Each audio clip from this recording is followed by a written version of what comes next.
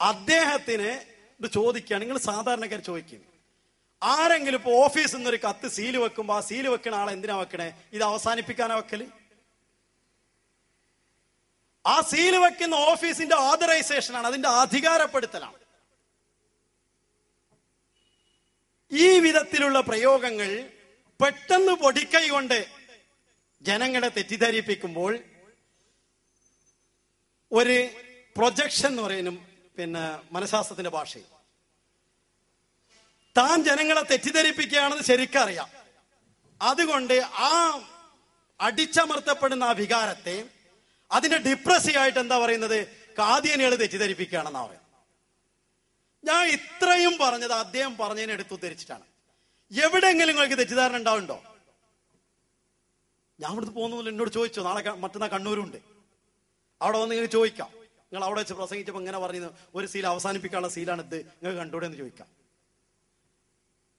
ഞാനിവിടെ പറയുന്നത് ഒരു തെറ്റിദ്ധരിപ്പിക്കേണ്ട ആവശ്യമില്ല. മാഷറ ഞങ്ങൾക്കുണ്ട്, അള്ളാന്റെ മുമ്പിൽ നിന്ന് ഉത്തരം പറയേണ്ടതാണ്. ഇവിടെ പാതിരാക്ക് പ്രസംഗിച്ചിട്ട് 10 പൈസ ഒന്നും വാങ്ങാൻ നമുക്കില്ല. അള്ളാഹുവിന്റെ ദീനിനോടുള്ള സ്നേഹം കൊണ്ട് ഈ കാര്യങ്ങളോട് ഞങ്ങൾ പറയുന്നു എന്നുള്ളൂ. ഒന്നും ഞാൻ ഇതിൽ ആളെ കൂട്ടിയിട്ട് ഒന്നും കിട്ടൂല. ഇവിടുന്ന് 4 ആൾ അങ്ങോട്ട് പോയാലും ഒന്നും പറ്റൂല. പ്രവാചകനെ കുറിച്ച് ഒരു പ്രവാചകനെ അയച്ചു, അദ്ദേഹത്തെ നിഷേധിച്ചു. പിന്നൊരുത്തനെ അയച്ചു, അദ്ദേഹത്തെ നിഷേധിച്ചു. പിന്നൊരുത്തനെ അയച്ചു, ദൂരെയുള്ള പട്ടണത്തിൽ നിന്ന് ആരോ ഒരാൾ വന്നിട്ട് അദ്ദേഹത്തിൽ വിശ്വസിച്ചു. സൂറ യാസീനിലുണ്ട്. ഒരാളും വിശ്വസിക്കാത്ത 2 നബി. അതിനുശേഷം പിന്നെ ഒന്നിനെ അയച്ച് ദൂരത്തുനിന്ന് ഏതോ പട്ടണത്തിൽ നിന്ന് ഒരാളാണ് വിശ്വസിച്ചത്. പിന്നെ അക്സൽ മദീന, മദീനത്തിന്റെ ദൂരത്തുള്ള ഒരു പട്ടണത്തിൽ നിന്ന് ഒരുത്താൾ വന്നു. അപ്പൊ ഇവിടെ ആളെ കൂട്ടിയിട്ട് യാതൊരു കാര്യമില്ല. പക്ഷെ സത്യം പറയൽ ഞങ്ങളുടെ നിർബന്ധ കടമയാണ്. നാളെ മഹ്ശറിൽ വെച്ച് അള്ള ചോദിക്കും, നീ പറഞ്ഞോ എന്ന്. പറഞ്ഞിട്ടില്ലെങ്കിൽ അള്ളാന്റെ മുമ്പിൽ ഞങ്ങൾ കുറ്റക്കാരാണ്. അതുകൊണ്ടാണ് പറയുന്നത്. അപ്പൊ ഖാത്തമ് എന്നതിനെ കുറിച്ചുള്ള ചില കാര്യങ്ങളാണ് പറഞ്ഞത്. ഇനിയോ ഖാത്തം നിങ്ങൾക്ക് അങ്ങനെയൊന്നും മനസ്സിലാകണില്ലെങ്കിൽ മലയാളത്തിൽ കിതാബുണ്ട് ഖാത്തം. മുഹീദ്ദീൻ ഇബ്നു അറബിയുടെ തഫ്സീറുൽ ഖുർആനുൽ ഹക്കീമിന്റെ ഉൾസാര വ്യാഖ്യാനം എന്ന പേരിൽ KVM പന്താവൂരിന്റെ തർജ്ജമ ചെയ്തിട്ടുണ്ട്. അദ്ദേഹം അതിന്റെ 47-ാമത്തെ പേജ്, 25-ാമത്തെ പേജ്, 48-ാമത്തെ പേജ്, 49-ാമത്തെ പേജ്, ഇതിലൊക്കെ ഖാത്തം എന്ന് പ്രയോഗിച്ചിട്ടുണ്ട്. അതിൽ ഒരു ഭാഗം മാത്രം, സമയപരിമിതി ഞാൻ എല്ലാം കൂടെ എടുത്ത് വായിക്കുന്നില്ല. അന്ത്യപ്രവാചകന്, ഇത് കാദിയനി അല്ല എന്നുള്ളതിന് തെളിവാണത്.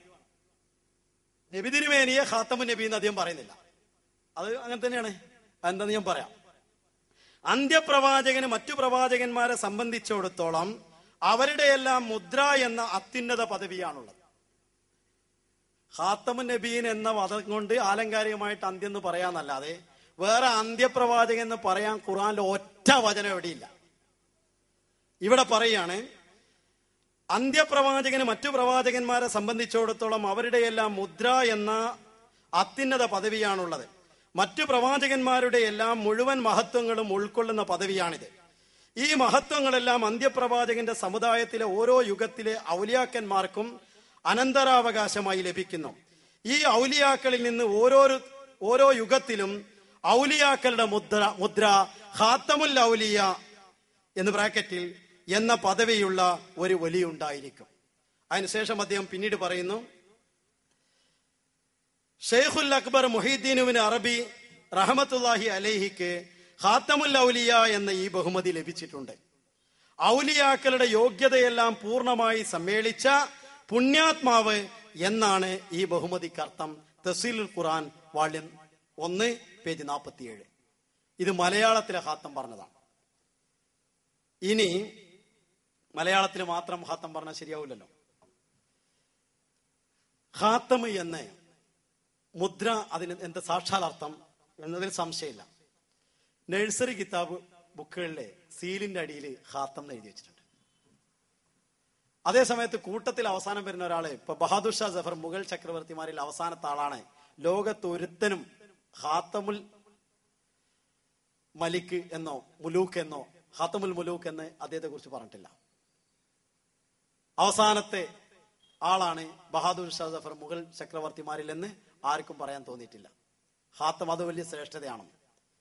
പിന്നെ ഒരു കാര്യങ്ങൾ മനസ്സിലാക്കേണ്ടത്, നബി തിരുമേനിക്ക് ദ്വയാർത്ഥമുള്ള പദങ്ങൾ നബി തിരുമേനിയുടെ വിശേഷതയായിട്ട് ഉപയോഗിക്കരുത്. ഖുർആന്റെ കൽപ്പനയാണ്. വലാ തഖൂലു റായിന വഖൂലു ഉൻദുർന. റായിന എന്ന് പറയരുത്, ഉൻദുർന എന്ന് പറയണം. ഞങ്ങളെ ശ്രദ്ധിക്കാന്നാണ് രണ്ടിനും അർത്ഥം. പക്ഷെ റായിന എന്ന് തരംതാണ നിലയിലാണ് പറയേണ്ടത്, ഉൻദുർന എന്നാണ് ബഹുമാനിച്ച് പറയേണ്ടത്. അങ്ങനെ പറയരുത്. റായിന എന്ന് ഞങ്ങളെ നോക്കുക, ഞങ്ങളെ പരിഗണിക്കുക എന്നുണ്ട്. പക്ഷെ അത് താഴെയുള്ള ആളുകളോട് പറയേണ്ട വാക്കാണ്. ഉൻദുർന എന്ന് മുകളിലുള്ള ആളുകളെ ബഹുമാനിച്ച് പറയുന്ന ആ പദമാണ് പ്രയോഗിക്കേണ്ടതെന്ന് പറഞ്ഞു. അന്ത്യൻ എന്ന പദത്തിന് ശബ്ദധാരാവലിയിൽ കൊടുത്തിട്ടുള്ളത് നീചൻ എന്നാണ് വാക്കിനർത്ഥം. അന്റെ ഒടുക്കത്തതാണെന്ന് പറയല്ലേ നമ്മളെ നാട്ടില്, സലഫിക്ക് അറിയാലോ. അന്റെ എന്ന് പറഞ്ഞാൽ നിന്റെ എന്നർത്ഥം. നിന്റെ ഒടുക്കത്തെ തീറ്റയാണോ എന്ന് ചോദിക്കും. ഒടുക്കം വന്ന ആള് ആരാണ് ഈ ശ്രേഷ്ഠൻ ദുന്യാവിലുള്ള ആള്? അങ്ങനെ ഒരു സംഗതി ഇല്ലല്ലോ. അപ്പൊ ഞാൻ പറഞ്ഞു വന്നത്, ഖാത്തം എന്നുള്ളത് അത്തരത്തിലുള്ള പ്രയോഗം മുഹമ്മദ് നബിക്ക് യോജിച്ചതല്ല. യളുന്നു അന്ന ഖാത്തമൻ നബീന തഅ്വീലുഹു അന്നഹു മാഹിറുഹും അബ്അസൻ. ഹസ്രത്ത് അബൂ അബ്ദുള്ള മുഹമ്മദ് ബിൻ അലി ഹുസൈൻ അൽ ഹക്കീം അത്തിർമിദി 308 ഹിജ്റയിൽ വഫാത്തായ ആളാണ്. അദ്ദേഹം എഴുതുകയാണ് എന്ത്? ഖാത്തമൻ നബീൻ എന്നതിന്റെ വ്യാഖ്യാനം അവസാനമായി നിയോഗിക്കപ്പെട്ടതാണ് എന്ന് കരുതുന്നു. അയ്യു മൻഖബത്തിൻ ഫി ഹാദ, ഇതിൽ എന്ത് സ്ഥാനമാണ് റസൂലുള്ളാഹിക്കുള്ളത്? വ അയ്യു ഇൽമിൻ ഫി ഹാദ, ഇതിൽ ജ്ഞാനപരമായിട്ട് എന്ത് സംഗതിയാണുള്ളത്? ഹാദാ തഅ്വീലുൽ ബുൽഹുൽ ജുഹല, ഇത് പടുജാഹിലീങ്ങളുടെ വ്യാഖ്യാനമാകുന്നു. അപ്പോ റസൂലുള്ളാഹി സ്വല്ലല്ലാഹു അലൈഹി വസല്ലമക്ക് അങ്ങനെ ഒരു സ്ഥാനം കൊടുത്തിട്ട് ഒന്നും കിട്ടാനില്ല എന്നാണ് പറയുന്നത്. പിന്നെ ആലങ്കാരികമായിട്ട് അർത്ഥമുണ്ട് എന്ന് ഞാൻ അടിയിൽ പറഞ്ഞു. അത് അഹമ്മദികളും അംഗീകരിക്കുന്നു. എങ്ങനെ? ഖാത്തം എന്നുള്ളത് ഖാത്തിം എന്ന അർത്ഥത്തിലും അങ്ങനെ ഒരു ഖിറാത്ത് ഉണ്ടെന്ന് പറയാറുണ്ട്. ആയിക്കോട്ടെ, ഞങ്ങൾ അംഗീകരിക്കുന്നു. അവസാനിപ്പിക്കുന്നവൻ എന്ന അർത്ഥം കിട്ടും. തായിന്റെ കെസർ കൊണ്ട് ഖാത്തിമൻ നബീൻ എന്ന് ഓതിയാൽ ഒരു പാരായണത്തിന്റെ ശൈലിയാണ്. അത് ഖുർആനിലുള്ളത് ഖാത്തം തന്നെയാണ്. പക്ഷെ അതിന് ഖാത്തിം എന്ന് ഓതിയ ആളുകളും ഉണ്ടായിട്ടുണ്ട്. ഖാത്തം എന്നാണ് ഓതേണ്ടത് എന്ന് പഠിപ്പിച്ചിട്ടുള്ള ആളുകളും ഉണ്ടായിട്ടുണ്ട്. ഏതായാലും ഖാത്തിം എന്ന് ഉപയോഗിച്ചാൽ അവസാനിപ്പിക്കുന്നവൻ എന്നൊരർത്ഥം കിട്ടും. ആലങ്കാരികമായി ഖാത്തം എന്ന് ഉപയോഗിച്ചാലും അവസാനിപ്പിക്കുന്നവൻ എന്ന അർത്ഥം കിട്ടും. ആലങ്കാരികമായി ഞാൻ നേരത്തെ പറഞ്ഞു, നേർക്ക് നേരെയല്ല. അപ്പൊ അവസാനിപ്പിക്കുന്നവൻ എന്ന അർത്ഥം കിട്ടുമ്പോൾ അതിന് അഹമ്മദികൾ അംഗീകരിക്കുന്നു. എങ്ങനെ? ഇതിനു മുമ്പ് വന്ന എല്ലാ പ്രവാചകന്മാരുടെയും ദൗത്യാധികാരങ്ങളെയും അവരുടെ ശരീഅത്തുകളെയും അവരുടെ നുബുവത്തുകളെയും അവസാനിപ്പിച്ചു. എങ്ങനെ? നമ്മളെല്ലാ പ്രവാചകന്മാരിലും വിശ്വസിക്കുന്നു. മുസ്ലിമിനുള്ള ഒരു ഗുണമാണ്. അത് എന്റെ നബി, ഇതിന്റെ നബി എന്നല്ല, എല്ലാം എന്റെ നബി എന്നാ പറയും. കൃഷ്ണനും എന്റേതാണ്, രാമനും എന്റേതാണ്. ഞങ്ങൾക്ക് നബിയാണോ എന്ന് വെച്ച് വർത്തമാനം പറയാൻ വരും. അപ്പൊ ഞാൻ പറയാം. ഏതായാലും അവരുടേതൊക്കെ ആരുടെ ആചാര്യന്മാരും ദൂതന്മാരും വന്നു അതൊക്കെ നബിയാണെന്നാണ് നമ്മൾ നബിയായിട്ട് വിശ്വസിക്കുന്നത്. ഒരാൾ അവിശ്വസിച്ചാൽ എല്ലാവരെയും അവിശ്വസിച്ചു എന്നും നമ്മൾ വിശ്വസിക്കുന്നു. എന്നാൽ അവരൊക്കെ എന്തു പറഞ്ഞു എന്ന് അന്വേഷിക്കേണ്ട ആവശ്യമില്ല. ഫീഹ കുത്തുബുൻ ഖയ്യിമ, ഈ ഖുർആനിൽ അതിന്റെ എല്ലാ വശങ്ങളും ഒരുമിച്ച് ചേർന്ന് നിലനിൽക്കുന്ന ശാശ്വത സത്യങ്ങൾ മുഴുവൻ ഒരുമിച്ച് വന്നതുകൊണ്ട് ഖുർആനെ വിശ്വസിച്ചാൽ 1,24,000 അമ്പിയാക്കൾ വന്നതുകൊണ്ട് ആ അമ്പിയാക്കളിൽ ആരുടെയും ദൗത്യത്തെ നിഷേധിക്കേണ്ട ആവശ്യമില്ല, അവർ അംഗീകരിക്കണം. അതുകൊണ്ട് നബി തിരുമേനി സല്ലല്ലാഹു അലൈഹി വസല്ലം മുമ്പ് വന്ന എല്ലാ പ്രവാചകന്മാരുടെയും അധികാരങ്ങളെയും പ്രവാചകത്വ അധികാരങ്ങളെയും അവസാനിപ്പിച്ചു. ഇനി അവസാനിപ്പിച്ചു ആ അർത്ഥത്തിൽ നമ്മൾ വിശ്വസിക്കുന്നു. അത് ശരീഅത്തോടു കൂടിയ പ്രവാചകത്തിന്റെ ശരീഅത്തിന്റെ അധികാരത്തോടു കൂടിയ ഈ പ്രവാചകൻ വന്നതോടുകൂടി മറ്റെല്ലാ പ്രവാചകന്മാരെയും അവസാനിപ്പിച്ചു. എന്നാൽ നിങ്ങളത് അവസാനിപ്പിക്കണ്ടോ? ഇല്ല. ആരെ അവസാനിപ്പിച്ചത് പറയട്ടെ. ശാരീരികമായിട്ടല്ല നബിമാരെ അവസാനിപ്പിക്കാം, അല്ലെങ്കിൽ ആത്മീയമായിട്ട് അവസാനിപ്പിക്കാം. ഇതൊന്നും വേറെ കാര്യങ്ങൾ കിതാബൊന്നും ഓതണ്ട. ശാരീരികമായിട്ട് അവസാനിപ്പിക്കുകയാണെങ്കിൽ ഒരു നബിനെ അവസാനിപ്പിച്ചിട്ടില്ല. റസൂലത വന്ന് മരിച്ചുപോയി. റസൂലത വരുമ്പോൾ ഒരാൾ മേലെ കുത്തിരിക്കുന്നുണ്ട്, ഇപ്പോഴും അവിടെ തന്നെ കുത്തിരിക്കുന്നുണ്ട്. ഇനി അയാൾ ഇങ്ങോട്ട് തന്നെ വരും, അയാൾ അവസാനിപ്പിച്ചിട്ടില്ല. അതാണ് ഈസാ നബി. ആത്മീയമായിട്ടോ? ആത്മീയമായിട്ട് അവസാനിപ്പിച്ചുവെങ്കിൽ ഹസ്രത്ത് ഈസാ നബി അലൈഹി ഇസ്ലാമിന്റെ ദൗത്യാധികാരത്തെ എങ്ങനെ അവസാനിപ്പിച്ചു എന്നാണ് പറയുന്നത്? എന്റെ പ്രിയപ്പെട്ട സുഹൃത്തുക്കളെ, നിങ്ങൾ മുജാഹിദാവട്ടെ ജമാഅത്താവട്ടെ എന്താവട്ടെ, ഇസ്ലാമിന്റെ പേരിൽ അള്ളാഹുവിനോട് മുൻനിർത്തിക്കൊണ്ട് നിങ്ങളോട് ഞാൻ പറയാം. മുഹമ്മദ് മുസ്തഫ സല്ലല്ലാഹു അലൈഹി വസല്ലമക്ക് ജിബ്രീൽ ഇറക്കിയതാണല്ലോ ഖുർആൻ. അതിന്റെ ഒപ്പം തന്നെ ജിബ്രീൽ ഒരു 2-വേ സ്വിച്ച് ആയിരുന്നോ? അപ്പുറത്ത് ഈസാ നബിക്ക് ഇറക്കണില്ലല്ലോ അതിന്റെ കൂട്ടത്തിൽ തന്നെ. ജിബ്രീൽ ഇവിടെ ഇറക്കുന്നതോടുകൂടി അതൊരു വേറൊരു വഴി കൂടി ജിബ്രീൽ അവിടെയും കൊണ്ട് കൊടുത്തിട്ട് ഇങ്ങോട്ട് വന്നിരുന്നു. അത് ഇവിടെ കൊട്ടിട്ട് മുഹമ്മദ് നബിക്ക് ഇറക്കി. ജിബ്രീൽ ഒരിക്കലും ഖുർആൻ ഈസാ നബിക്ക് കൊടുക്കണില്ല. നല്ലപോലെ മനസ്സിലാക്കണം. ജിബ്രീൽ ഈസാ നബിക്ക് അവിടെ കൊടുത്തതായിട്ട് ആർക്കും വിവരമല്ല. ഇനി മുഹമ്മദ് നബിക്ക് ആദ്യം ഇറക്കുന്നതിന് മുമ്പ് അവിടെ നേരിട്ടിറക്കാനും പറ്റൂല. കാരണം മുഹമ്മദ് നബിക്ക് കൊടുക്കാതെ മുഹമ്മദ് നബിയിലൂടെ അല്ലാതെ ഖുർആൻ പഠിക്കാൻ ആർക്കും കഴിയില്ല.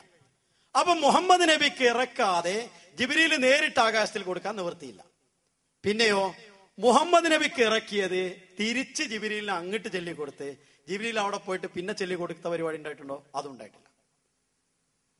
പിന്നെന്താ ഉണ്ടാവുക ഇനി ഖുർആൻ? അതിന്റെ ഇടയിൽ മല്ലാക്കാരും അങ്ങോട്ട് പോയിട്ടില്ല. ഇനി എന്താ ഉണ്ടാവാൻ പോകുന്നത്? ഈസാ നബി വരും. എങ്ങനെ? ഒരു മഞ്ഞപ്പുതപ്പ് വെച്ചുകൊണ്ട്. സഹീ മുസ്ലിമിലെ ഹദീസ് എന്താണ് അറിയോ? മഞ്ഞ വസ്ത്രം കാഫിറിന്റെ വസ്ത്രമാണ്. 3 സ്ഥലത്തുണ്ട്. അപ്പോ കാഫിറിന്റെ വസ്ത്രം അണിഞ്ഞുകൊണ്ട് വരും. അതിന് പച്ചയിലാണ് സലഫി പറയുന്നത്.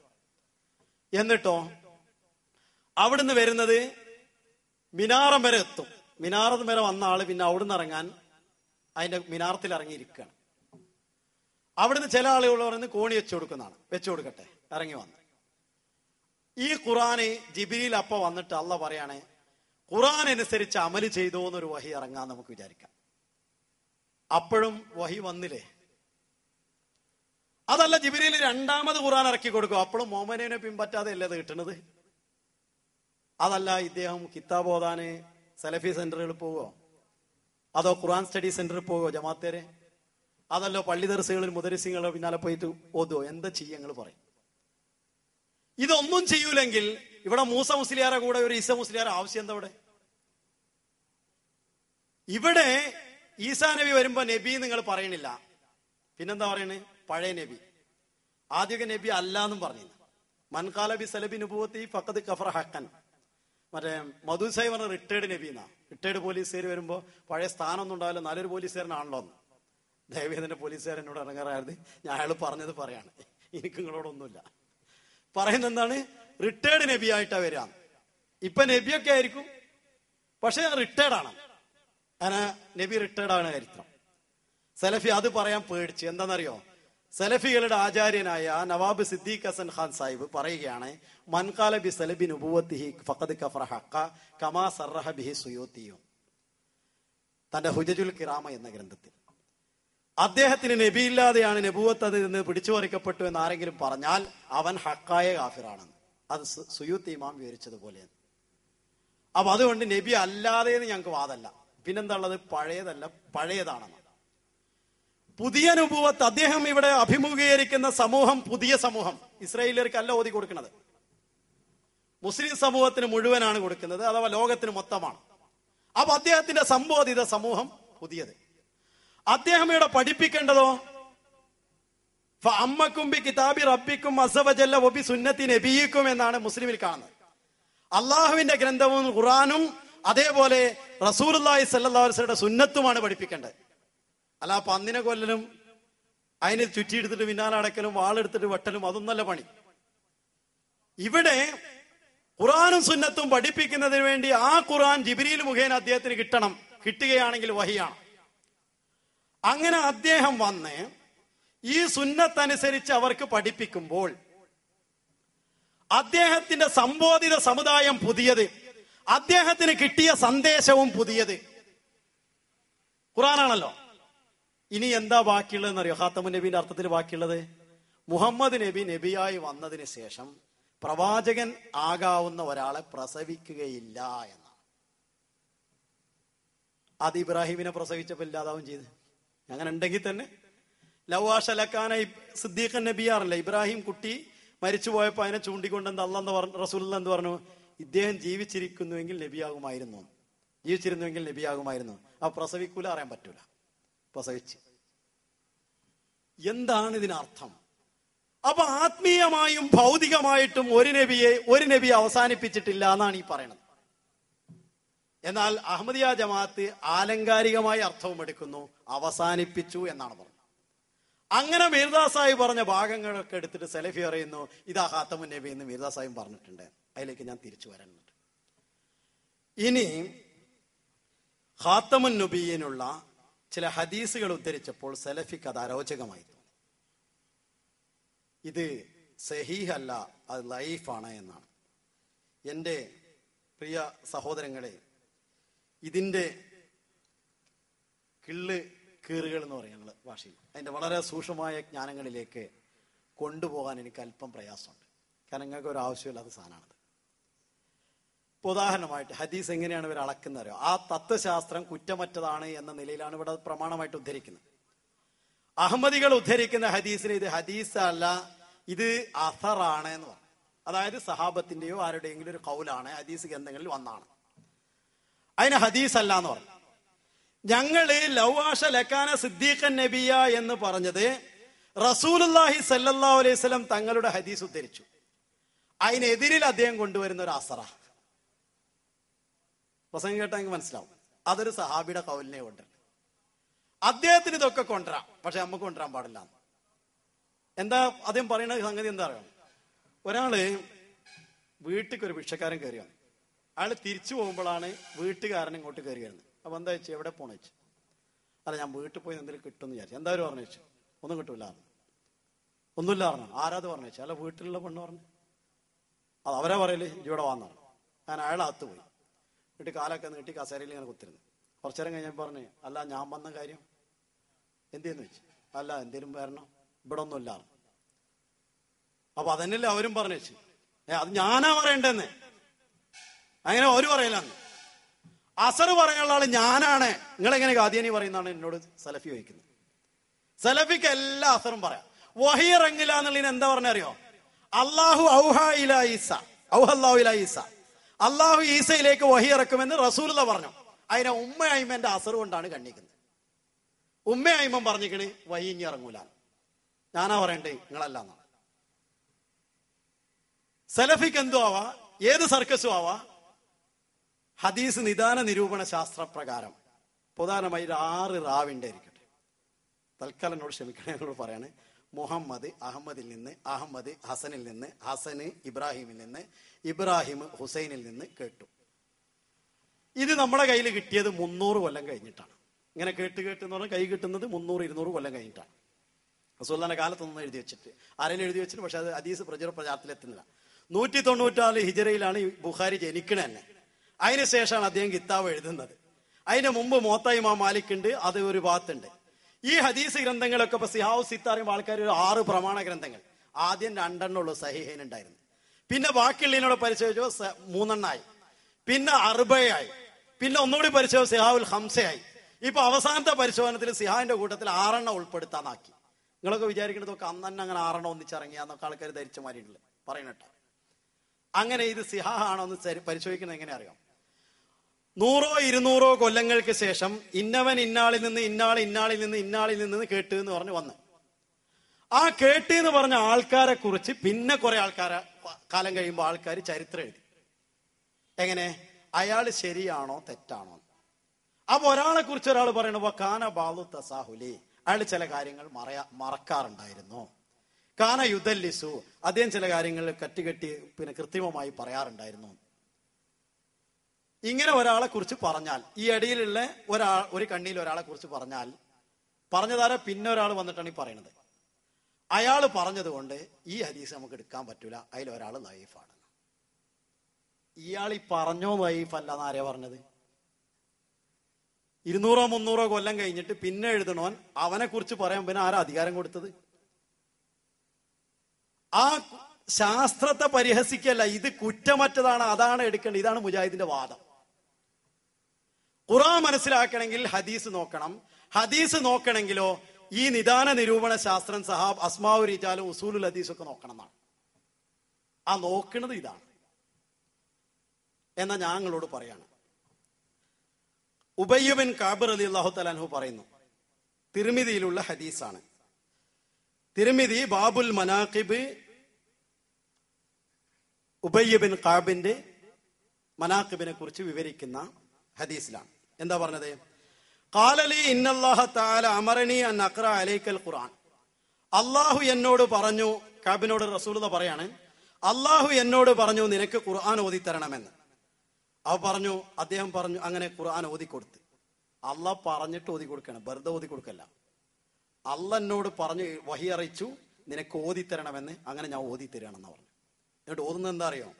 ലംയക്കുനില്ലദീന കഫറു എന്നുള്ള സൂറത്താണ് ഓതിയത്. അതിൽ ഓതിയത് വഖറഅ ഫീഹ, അതിൽ ഓതി ഇന്നദ്ദീന ഇൻദല്ലാഹിൽ ഹനഫിയ്യത്തുൽ മുസ്ലിമത വലൽ യഹൂദിയ്യത വലൻ നസ്റാനിയ്യത വലൽ മജൂസിയ്യത വമൻ യഅമൽ ഖൈറൻ ഫലൻ യദുർറുഹു വലൗ കാന ലീബിനി ആദമ വാദിയം മിൻ മാലിൻ ലാ.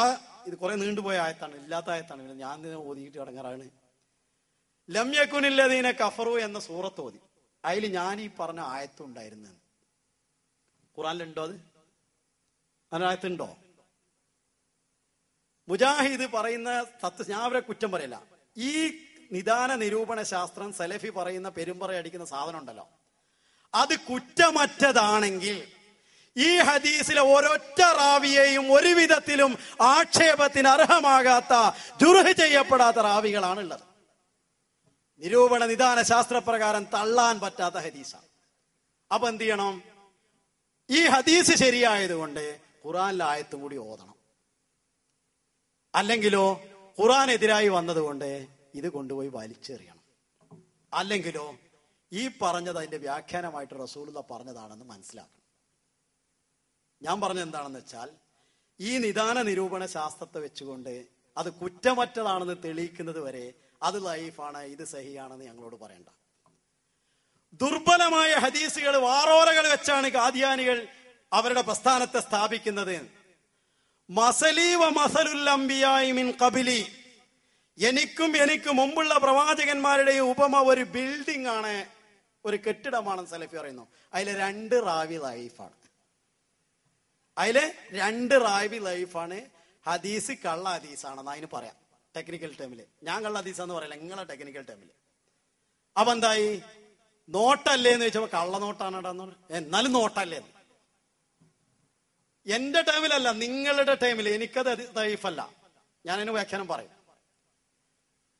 അപ്പൊ ഞങ്ങളെ എതിർക്കാന് കള്ളനോട്ടും ആവാം, കള്ള ഹദീസും ആവാം. ഇത്രയും അവഗാഠപൂർവം ഞങ്ങൾ വാറോലയാണ് എടുക്കുന്നത് എന്ന് ചിന്തിക്കുന്ന സലഫിക്ക് താൻ എടുക്കുന്ന വാറോലയാണെന്നുള്ള അവബോധം എന്തുകൊണ്ട് നഷ്ടപ്പെടുന്നു? അതിനൊരു കാരണം വേണമല്ലോ. അതാണ് എനിക്ക് മനസ്സിലാകുന്നത്. നിങ്ങൾക്ക് മനസ്സിലായെങ്കിൽ നിങ്ങൾ പറഞ്ഞോളൂ.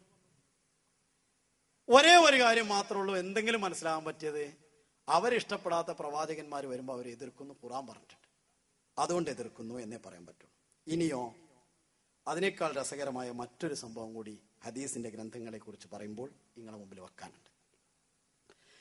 ഈ പറയുന്ന കിതാബുകൾ ലിസാനുൽ മീസാൻ, മീസാനുൽ ഇഅ്തിദാൽ, തഹ്സീബു തഹ്സീബ് തുടങ്ങിയിട്ടുള്ള അൽ യവാഖീത്ത് വൽ ജവാഹിർ തുടങ്ങിയിട്ടുള്ള ഗ്രന്ഥങ്ങളിലാണ് ഈ റാവികളെ കുറിച്ചുള്ള പരാമർശമുള്ളത്. അതില് പറയാണ്,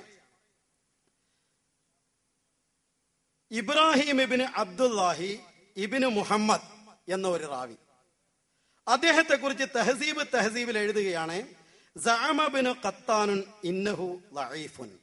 ഇബ്നു ഖത്താൻ പറയുന്നു അദ്ദേഹം ലഈഫാണ്, ദുർബലനാണ്. അപ്പൊ അദ്ദേഹം റാവിയായി വന്ന് എടുക്കാൻ പാടില്ല. അതിനുശേഷം അതേ പേജിൽ തന്നെ ഇതുള്ളത് തഹസീബ് എന്ന ഗ്രന്ഥത്തിലാണ്. തുടർന്ന് അദ്ദേഹം പറയുകയാണ്, വഖാലൽ ഖലീലിയു കാന സിഖ്ഖതൻ. ഖലീൽ പറയുന്നു അയാള് പ്രാമാണ്യ യോഗ്യനാണ്. എന്നിട്ടോ വഖാല മുസ്ലിമത്തു ഇബ്നു ഖാസിമിൽ ഉന്ദുലിസിയു സിഖ്ഖത്തുൻ. മുസ്ലിമ ഇബ്നു ഖാസിൽ ഉന്ദുലിസിയും പറയുന്നത് അത് സിഖ്ഖയാണ്, അത് പ്രാമാണ്യ യോഗ്യനാണ്. എന്താ ചെയ്യാ? ഒരേ കിതാബ് തന്നെയുള്ളതാണ്. അപ്പൊ ഒരാള് പ്രാമാണ്യ യോഗ്യനാണെന്ന് ഒരുത്തം പറയുമ്പോൾ വേറൊരാൾ പറയുന്നത് എന്താണ്? അല്ല, അയാള് ലൈഫാണ്. ഇനി ഇവരെ തർക്കം തീർക്കാൻ ആരാ വരിക? സലഫി വരും എന്നാരെങ്കിലും പറഞ്ഞിരിക്കണം. ഈ ആൾക്ക് തിരിയാത്ത ഈ കളിയിലിട്ടിട്ടാണ് വിശുദ്ധ ഖുർആനെയും തിരുഹദീസുകളെയും പറയുമ്പോൾ ഔഹല്ലാഹു ഇലാ ഈസ എന്ന് പറഞ്ഞ ഹദീസിലെ ഒരു പദപ്രയോഗം കൊണ്ട് വഹി വരുന്നു. പദപ്രയോഗം എന്ന് പറയുമ്പോൾ എന്തോ ഒരു സാധനമാണെന്ന് ഉരുട്ടാണ്. അതാ ഉരുട്ടലിന്റെ പദപ്രയോഗമാണ്. അതാണ് ഉരുട്ടൽ പദപ്രയോഗം. ഹദീസിലുള്ള പച്ചയിലുള്ളതാണത്. അതിനെ പദപ്രയോഗം എന്ന് പറഞ്ഞിട്ട് ഉരുട്ടേണ്ട ആവശ്യമില്ലല്ലോ. ഈ ലൈഫും സഹീഹിന്റെയും കഥ ഇതാണെന്ന് പറഞ്ഞിട്ട് ഇനി ബാക്കി കാര്യങ്ങളിലേക്ക് കിടക്കാം. ലൗ ആഷ ലക്കാന സിദ്ദീഖൻ നബിയ. ഹദീസ് ലൈഫ് ആണെന്ന് കക്ഷി വായിച്ചു, സഹി ആണെന്ന് ഞാൻ പറയും വായിക്കും. ഇനി തീരുമാനിക്കാരാ? അത് ബുദ്ധിമുട്ടല്ലേ? ഞാൻ വായിക്കാൻ പോകുന്നതും സഹീഹാണെന്ന് ഇതേപോലെ കിതാബുകൾ പറഞ്ഞു. അത് ഈ ഒരു ഗവേഷണ നിദാന ശാസ്ത്രമാണ്, വളരെയധികം പ്രയാസപ്പെട്ടാണ് അത് ഉണ്ടാക്കിയൊക്കെ ശരിയാണ്. പക്ഷെ മനുഷ്യൻ ഉണ്ടാക്കിയത് കൊണ്ട് അത് ആത്യന്തിക തീരുമാനത്തിൽ എടുക്കാൻ പാടില്ല, ഖുർആൻ അനുസരിച്ചാണ് എടുക്കേണ്ടത്. നബി വരികയില്ല എന്ന് പറയുന്നത് ലലാലത്തിന്റെ അഖീദയാണെന്ന് ഖുർആനിൽ ഉണ്ടാവുകയും നബി വരുമെന്ന് ഖുർആനിൽ ഉണ്ടാവുകയും ചെയ്യുമ്പോൾ ഹദീസ് അങ്ങനെയാണ് ഇങ്ങനെയാണെന്ന് പറയേണ്ട ആവശ്യമില്ല. ഖുർആൻ അനുസരിച്ച് ഹദീസിനെ മനസ്സിലാക്കണം. ഇനിയോ റസൂലുള്ളാഹി സല്ലല്ലാഹു അലൈഹി വസല്ലം തങ്ങളുടെ മകൻ ഇബ്രാഹിം എന്ന കുട്ടി ഹിജ്റ 9 മരിക്കുന്നു. ഹിജ്റ 5 ആയത്ത് ഖാത്തമുൻ നബീൻ എന്ന ആയത്ത് ഇറങ്ങുന്നു.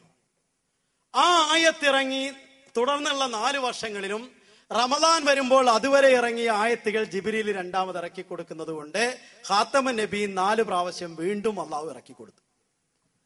4 വർഷമായി ജനങ്ങൾ അത് പഠിപ്പിച്ചുകൊണ്ടിരുന്നു.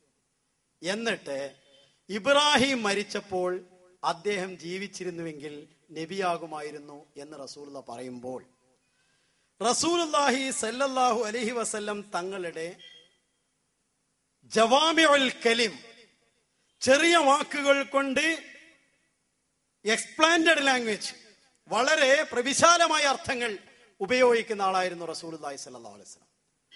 അദ്ദേഹം ബലാഗത്തിന്റെയും ഫസാഹത്തിന്റെയും ഉന്നതിയിൽ വിരാജിക്കുന്ന സാഹിത്യ സാമ്രാട്ടിന്റെ രാജാവായിരുന്നു. അദ്ദേഹം പറയുന്നതിന് സലഫി എന്താണ് പറഞ്ഞത്? അതുകൊണ്ട് ഞങ്ങളെ പഠിപ്പിക്കാൻ വേണ്ടിയിട്ട്, ഖാദിയാനികളെ നബിയില്ല എന്ന് പഠിപ്പിക്കാൻ വേണ്ടിയിട്ട് കുട്ടിനെ മരിപ്പിച്ചു എന്നാണ്. എങ്ങനെയെന്നറിയോ? ഇത് നിങ്ങൾക്ക് മലയാളത്തിൽ പറഞ്ഞ എളുപ്പം മനസ്സിലാവും, അറബിയോടെ തൽക്കാലം നിൽക്കട്ടെ. എന്റെ മൂത്ത കുട്ടി മരിച്ചു, അവൻ ജീവിച്ചിരിക്കുകയായിരുന്നുവെങ്കിൽ നല്ല ഒരു ഇസ്ലാമിക പ്രബോധകനാകുമായിരുന്നു എന്ന് ഞാൻ പറയാം. എന്റെ കുട്ടി മരിച്ചിട്ടുണ്ട്.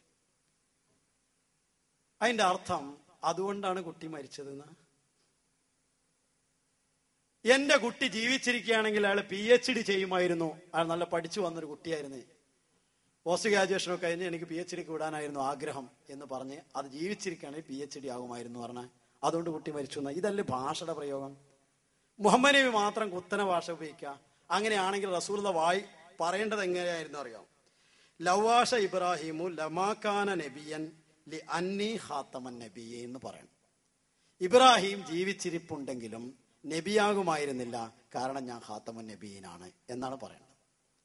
അതിന് പകരം അദ്ദേഹം ജീവിച്ചിരിപ്പുണ്ടെങ്കിൽ നബിയാകുമായിരുന്നു എന്ന് പറയുമ്പോൾ റസൂലുള്ളാഹി സ്വല്ലല്ലാഹു അലൈഹി വസല്ലമയുടെ സാഹിത്യം മാത്രം നേരെ തലതിരിഞ്ഞതാണെന്നും നിങ്ങൾ ഉപയോഗിക്കുന്നതൊക്കെ വേറെ വിധത്തിലാണെന്നും എങ്ങനെ പറയല്?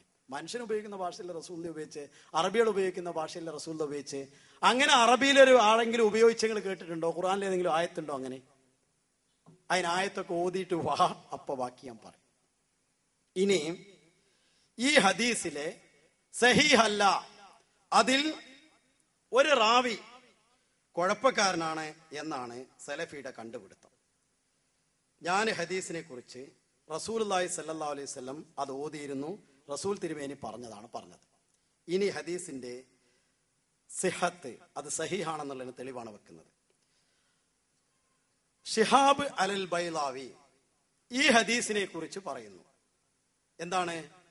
അമ്മാ സിഹത്തുൽ ഹദീസു ഫലാ ശുബ്ഹത ഫീഹി.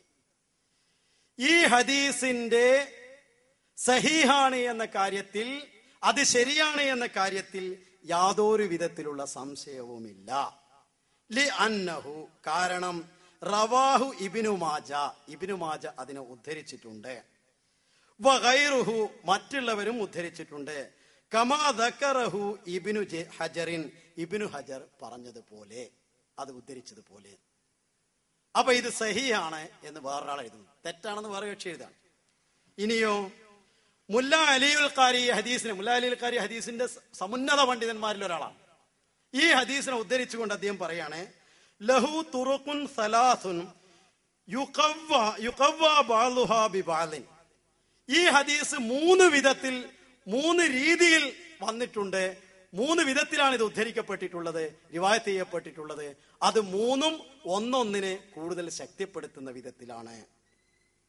അദ്ദേഹം തുടർന്ന് അദ്ദേഹത്തിന് ഹദീസിലെ മുല്ലാ അലിൽ ഖാരിക്ക് ഇതിൽ എത്രമാത്രം ആ ശക്തിയിൽ അദ്ദേഹത്തിന് വിശ്വാസമുണ്ടായിരുന്നു എന്ന് അദ്ദേഹം തുടർന്ന് അതിനെക്കുറിച്ച് ഈ ഹദീസിനെ തന്നെ വ്യാഖ്യാനിക്കുകയാണ്.